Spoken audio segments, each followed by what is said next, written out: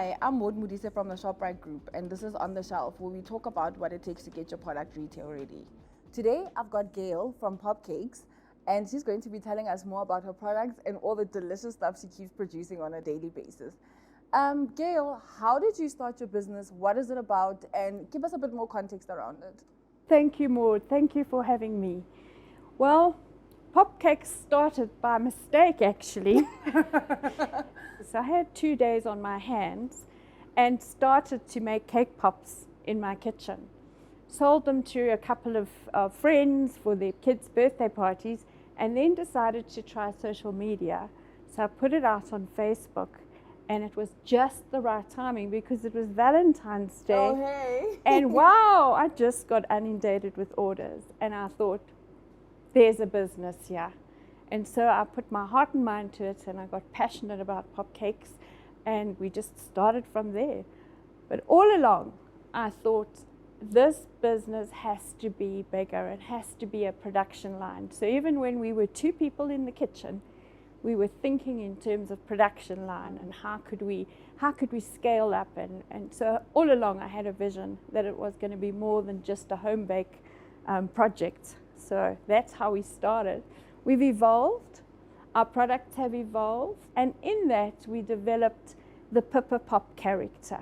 She is just too cute, has a little video that teaches the kids how to ice their own biscuits. So you can buy your own iced biscuit, but you can also buy the kit that you can ice your own at home. We also have a special product that's only available at Checkers, which is a carrot cake and caramel malva pudding.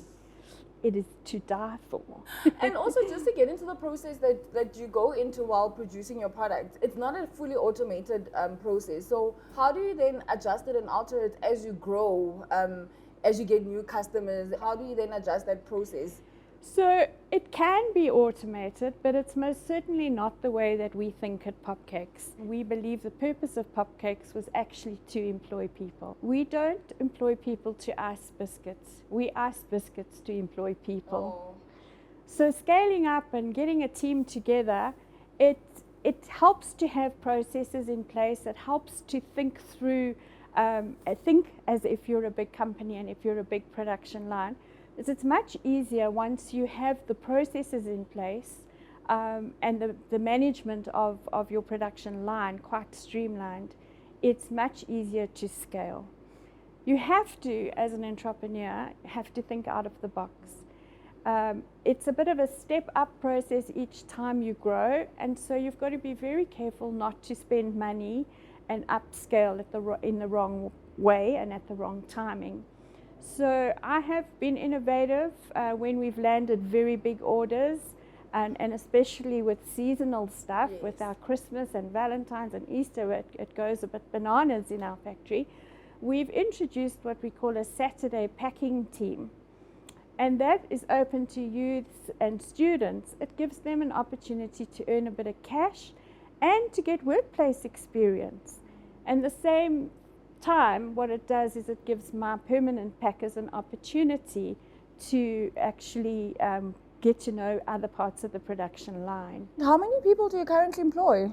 Well, we are growing very fast. So as I sit here today, we are 15. 6 months ago, we were only 8.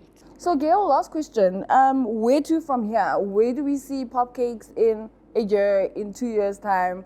Other than getting more Checker stores and obviously getting a bigger footprint, what is in store for your brand? Well, we've got so many ideas, but we have to do it properly and move at the right pace. But I'm hoping to be in all the retailers at some stage, possibly not in the next 2 years, but I'm hoping to be in all the Checker stores in Gauteng in the next year, maybe. We'll see what happens. It's all up to you, actually, Maude.